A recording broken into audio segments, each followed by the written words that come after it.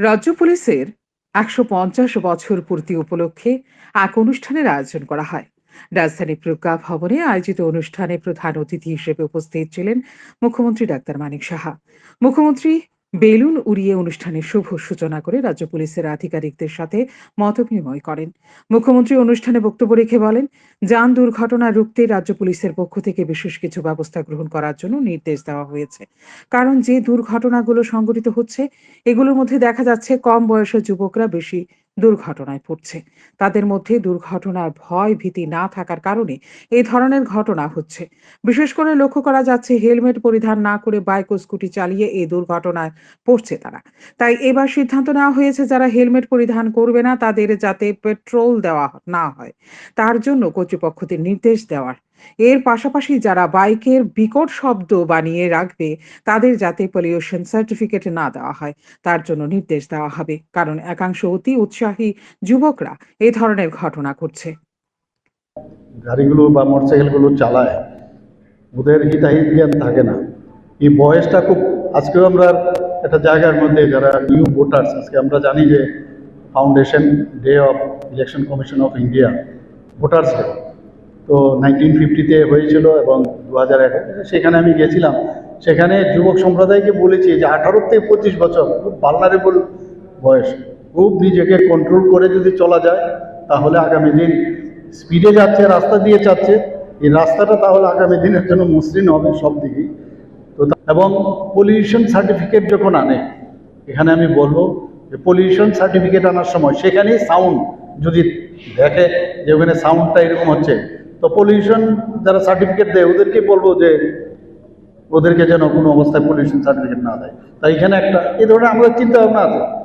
Petrol নিতে গেছে কোনো জায়গার মধ্যে বা ডিজেল নিতে গেছে, সেখানেও আমরা বলবো যদি এই ধরনের সাউন্ড যদি থাকে বা তখন ওদেরকে বলতে হবে, যেমন হেলমেট ছাড়া অনেক জায়গার মধ্যে পেট্রোল দেয় না বা এরকম একটা মাঝখানে চলেছিল, তাকে সাস্টেন করার জন্য বলবো আমরা যে তাহলে এই ধরনের মোটরসাইকেলকে দেবে না। যদি অসুবিধা হয় তো আরক্ষা দপ্তরের সাথে যেন যোগাযোগ করে। তো এগুলো অনেক চিন্তা ভাবনা আছে, এগুলো নিশ্চয়ই সবাই মিলিত প্রচেষ্টায় সেগুলো আমরা করতে পারবো।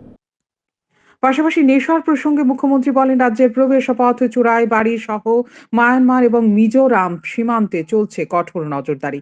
কারণ এই রাজ্যে প্রবেশ পথ এবং সীমান্ত দিয়ে নেশাদ্রব্য যাতে কোনোভাবে প্রবেশ করতে না পারে, তার জন্য প্রশাসন কঠোর হয়েছে।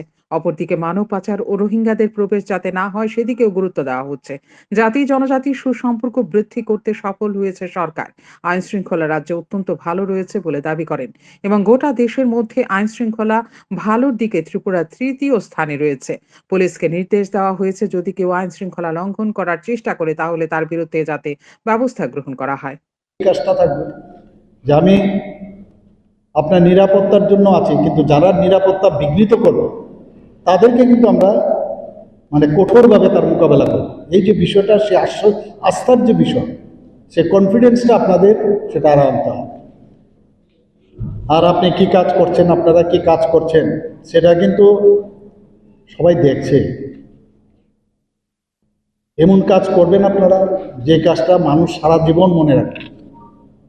আমরা আজকে বর্তমান আমরা দেখেছি, আমরা ইতিহাসকে আমরা জানি কিন্তু ভবিষ্যৎ আমরা জানি না। এমনভাবে আপনারা কাজ করুন যাতে ভবিষ্যৎ বর্তমান হয়ে ইতিহাস হয়ে সারা জীবন আপনাদের মনে রাখে। আমাদের অনেক ডাক্তারবাবুদের আছে, অনেক জায়গায় গেলে ওদের ট্রান্সফারের বিষয় যখন আসে, ওই এলাকার মধ্যে অনেকে হইচই করে যে না আমার এই ডাক্তারবাবুকে, বা অনেক টিচার আছে, ভালো ভালো টিচার আছে, টিচারকে এখান থেকে সরাতে পারবেন না। অর্থাৎ সে খুব ভালো কাজ করেছে, কিন্তু যেহেতু পুলিশিং এ একটা ডিসিপ্লিন ফোর্স, এক জায়গা থেকে আরেক জায়গায় যেতেই হবে, তো একটা ছাপ ওখানে রেখে আসুন যে এই পুলিশ অফিসার ছিল এখানে, বা এরকম একজন কনস্টেবল থেকে আরম্ভ করে সব স্তরের পুলিশই আছে, যে এত ভালো ছিল। এবং আমরা এখনো আছে অনেক পুরনো পুলিশ অফিসারদের, আজকেও আমরা নাম নেই ওদের। এইরকম একটা ছাপ আপনারা রাখুন। আর মাঝে মাঝে অনেক সময় পত্রপত্রিকায়ও উঠে, কিন্তু আপনার নিজেকে আগে দেখতে হবে যে আমি ঠিক কাজ করেছি কিনা, আমার বিবেক কি বলছে। আয়োজিত এই দিনের অনুষ্ঠানে মুখ্যমন্ত্রী ছাড়া উপস্থিত ছিলেন রাজ্য পুলিশের মহানির্দেশক অমিতাভ রঞ্জন সহ অন্যান্য আধিকারিক। অনুষ্ঠানে মুখ্যমন্ত্রী ফ্ল্যাগ অফ করে গাড়ির সূচনা করেন। গাড়িগুলো বিভিন্ন এলাকায় ঘুরে পুলিশের বিভিন্ন কাজকর্ম জনসম্মুখে তুলে ধরবেন। স্পন্দন টিভি।